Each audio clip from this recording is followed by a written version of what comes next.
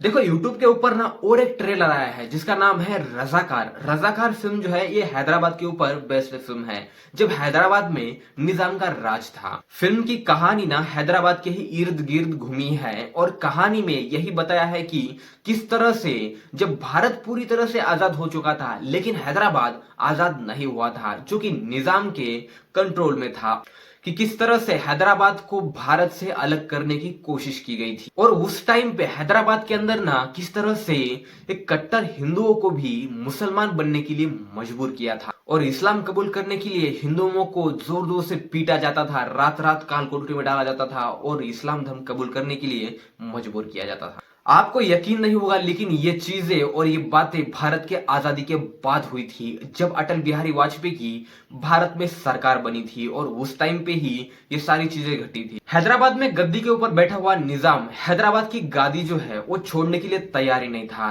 और अटल बिहारी वाजपेयी ने उसी टाइम पे इतने सारे अन्याय होते हुए देखने के बाद पूरी तरह से फोर्स भेजी। तो अटल बिहारी वाजपेयी ने प्लान किया और ऑपरेशन पोलो नाम से एक ऑपरेशन किया और उसी के बीच बहुत सारे हिंदुओं को निजाम के अत्याचारों से मुक्ति मिली और हैदराबाद को भी मुक्त किया गया निजाम के कैद से। देखा जाए तो ये कहानी उन हजारों हिंदुओं की है जिन्होंने हिंदू धर्म के लिए अपने प्राण त्याग दिए और निजाम के सामने झुके नहीं। क्या है ना भाई, आजादी और मंजिल बिल्कुल आसानी से नहीं मिलती, इनके लिए पसीना नहीं बल्कि खून बहाना पड़ता है। उस टाइम पे हैदराबाद के अंदर ना किस तरह से सारे हिंदू मिलकर एक हुए थे और एक होकर जिस तरह से उन्होंने निजाम से टक्कर ली थी और बहुत सारे मुस्लिमों को काट के फेंक दिया था और तलवारों से, चाकू से या जो भी हाथ में आया उससे उन्होंने जिस तरह से उन मुसलमानों को काटा था और वो सारी चीजें भी आपको ट्रेलर के अंदर दिखाई देती है।